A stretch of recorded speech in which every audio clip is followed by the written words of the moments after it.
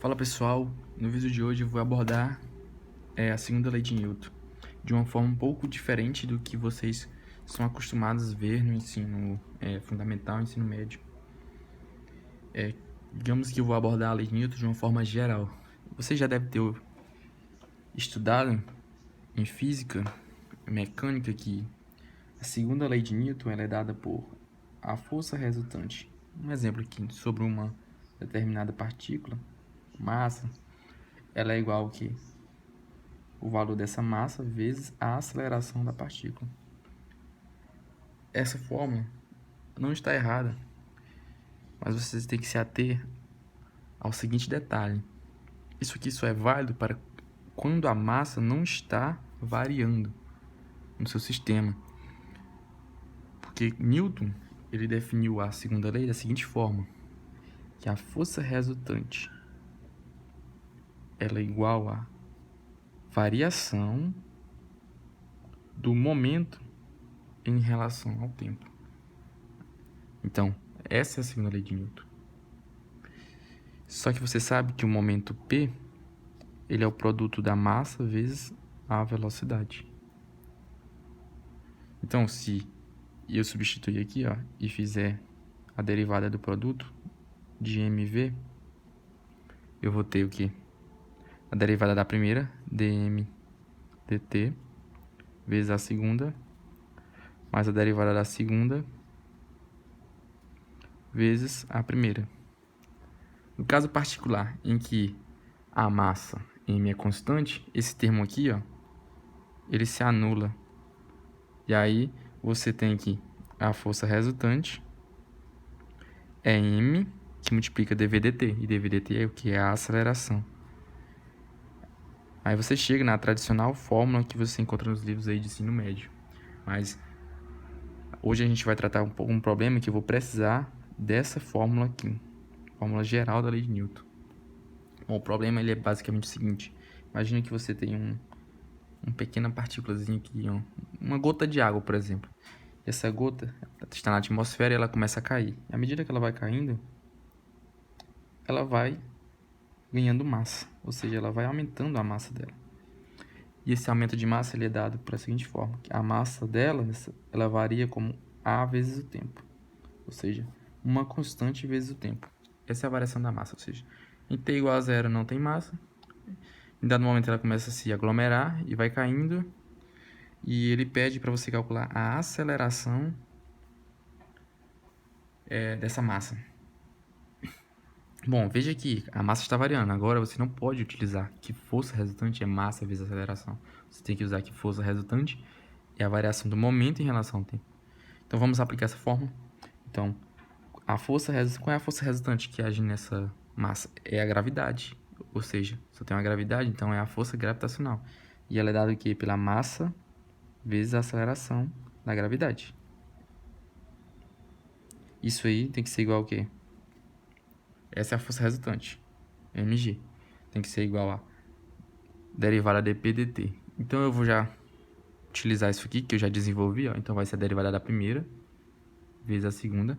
dm dt, ó, vou derivar aqui, ó. Derivada de, vou substituir já, de a de t dt vezes v mais derivada de v dt vezes a t.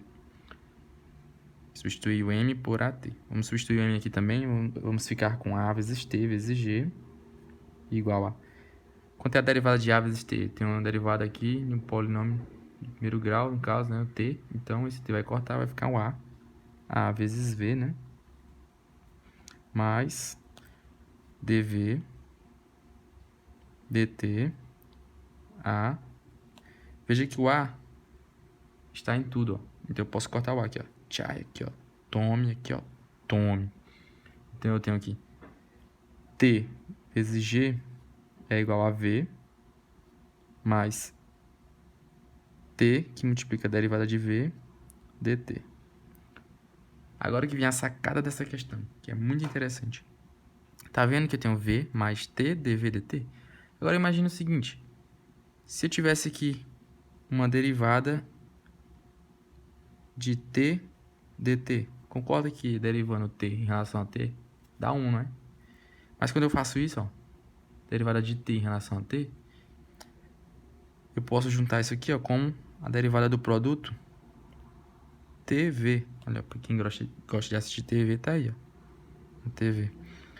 Derivada de TV, ó. Por quê, ó? Derivada da primeira tá aqui, vezes a segunda, mais a derivada da segunda, dv dt, vezes a primeira. Então, ó, é a derivada do produto TV. Só que aí você chega aqui, t vezes g é igual a d de tv dt. Agora você pode integrar isso aqui, né? Passando esse dt para cá, ó. Eu vou ter aqui d de tv é igual a g, que é uma constante, né? Vezes t dt. Só integrar isso aqui, ó. Posso integrar aqui de 0 até um determinado t. Então vai ficar como? Quanto é a integral de d de tv? É o próprio tv. Então vai ser tv,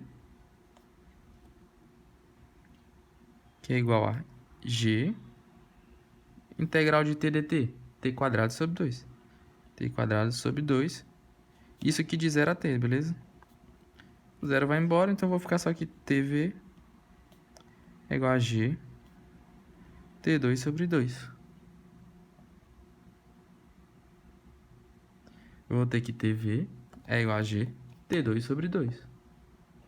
Olha como ficou interessante, que eu posso chegar aqui agora e tchai, aqui ó, tome. Então eu cheguei aqui, velocidade v é igual a g sobre 2 vezes o tempo t. Isso aqui não te lembra algo interessante, não? Se você pensar, ó, aquela formulazinha v igual a v0 mais a aceleração vezes o tempo. Uma vetorialzinha. Se o v0 inicial é 0, o termo que multiplica o t, ó, é o a. Então a aceleração que você queria, ó, da partícula é g sobre 2. Ó. Ou seja, se você calcular o módulo disso aqui, é 5 metros por segundo ao quadrado. O módulo, né?